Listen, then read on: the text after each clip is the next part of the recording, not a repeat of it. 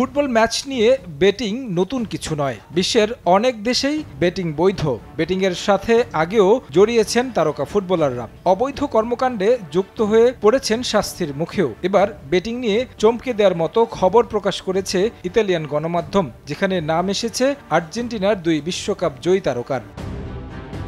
Italian সিরিয়ায় betting তদন্তে সন্দেহভাজন হিসেবে নাম এসেছে আর্জেন্টিনার বিশ্বকাপ জয়ী আনহেল ডি মারিয়া ও লিয়ান্দ্রো পারেদেসের। তাদের পাশাপাশি অতীত ও বর্তমানে খেলছেন এমন আরও 10 জন ফুটবলারের বিরুদ্ধে অভিযোগ উঠেছে। ইতালিয়ান সংবাদ মাধ্যমের খবর, গেল বছর বেটিংয়ের সঙ্গে সংশ্লিষ্টতার অভিযোগে শাস্তি পাওয়া ফুটবলার সান্দ্রো তোনাল্লি ও নিকোলো ফাগিওলের ফোন যাচাই করে দেশটির বিচারক অ্যাথলিটদের একটি নেটওয়ার্ক আবিষ্কার করেছে, যারা নিয়মের বাইরে বিভিন্নভাবে বেটিং করেছে।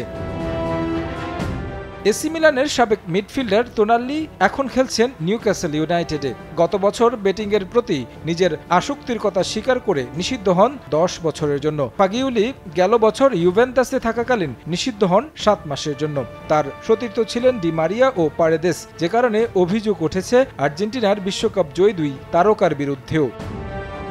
বেটিংয়ের সঙ্গে সংশ্লিষ্টতার বিষয়টি সামাজিক যোগাযোগ মাধ্যমে অস্বীকার করেছেন ডি মারিয়া। আর্জেন্টিনা জাতীয় দলের জার্সি তুলে রাখলেও বেনফিকার হয়ে খেলা চালিয়ে যাওয়া এই তারকা নিজের ইনস্টাগ্রাম স্টোরিতে লিখেন, সংবাদ মাধ্যমে প্রতিবেদনগুলোর পরিপ্রেক্ষিতে স্পষ্ট করতে চাই, আমি কখনো কোনো রকম অবৈধ বেটিং করিনি।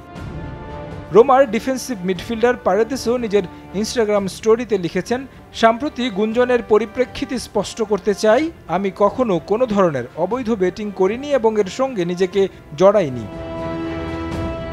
এই 2 তারকা ছাড়াও সিরিয়ায় খেলা বেশ কয়েকজন ফুটবলারের নামেও উঠেছে এমন অভিযোগ। যদিও শাস্তির বিবেচনায় খুব বড় কোনো সমস্যা না হলেও শৃঙ্খলার দিক থেকে বিষয়টি ফুটবলারদের জন্য ক্ষতিকর বলে মনে করছে সিরিয়া কর্তৃপক্ষ।